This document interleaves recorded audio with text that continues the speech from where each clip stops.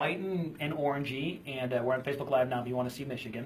So I told my wife, I said, oh, we should know Stan was a cat, because Kendall from the VHS said that these colored cats are 99% female most of the time. Yeah, I didn't say that. See, he does that to me, Kendall. In my head, that's what you said. So what is it? Is the calico? Calico cats are female. Yes, the ones that are black, orange, and white. Okay. Calico cats are female, and tortoiseshell cats, which are the black and orange kind of speckled, kind of mingle, just black and orange with no white, are also, for the vast majority, female.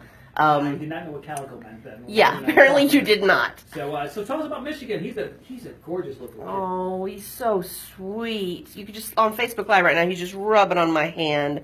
Absolutely a precious kitten. And he came in with a litter of other M-named states. Yes, we named him after M states. Okay. But yeah, he's just one of the sweet, sweet kittens that we have up for adoption right now. And we are still getting in litters of kittens. We have so many more this week that just went out into foster care that aren't old enough to go up for adoption. So we are still, even though summer is kind of starting to wind down, So you're still kidding? we're still seeing tons of cats and kittens. So how'd that work out for fostering? Because he's probably, what, about 6 to 8 weeks old, right? Yeah, he's about 8 weeks old, so he's up for adoption right now. So we don't need foster care for him. Yeah.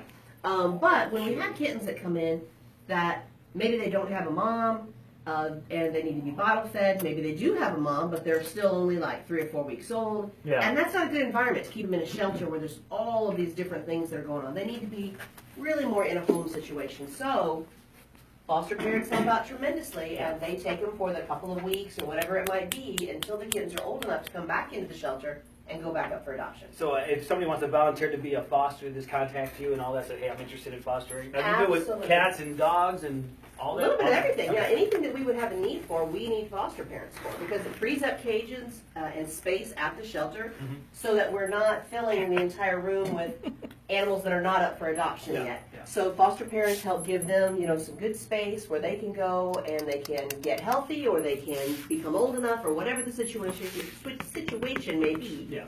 And then they'll come back in, and then we go up for adoption. And a lot of times our foster parents really become the advocates for those animals. So they even help us find homes They know by, more about the animals. telling their friends, telling their families, posting pictures on their social media sites, things like that. So let's talk a little bit about Michigan. You said about 8 weeks old. Yeah, a Is little he over 8 weeks of neutered already? age. Not yet, but he would be before he goes home. That's included in his adoption So what would fee. be the price for him?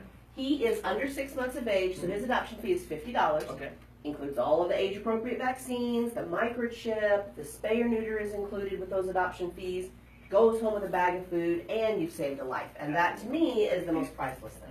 And again, he seems to be so good now. He'd be good with other animals. I guess you can introduce the other animals. I think at this age, if you're introducing him to other animals, whether it be cats or dogs, he's living with a litter of kittens right now, I think he's going to be fine. I think, you have to know the animal that you currently have, and certainly we can help you kind of do a meet and greet on site. And you do that, so if you can bring an animal, if you have a dog or a cat at home and you're thinking about adopting, Yes. you can bring them to the VHS and kind of put the animals together to see how they would react. It's kind of neutral ground. It's not all of a sudden an animal coming into your animal's home and then they get territorial about it.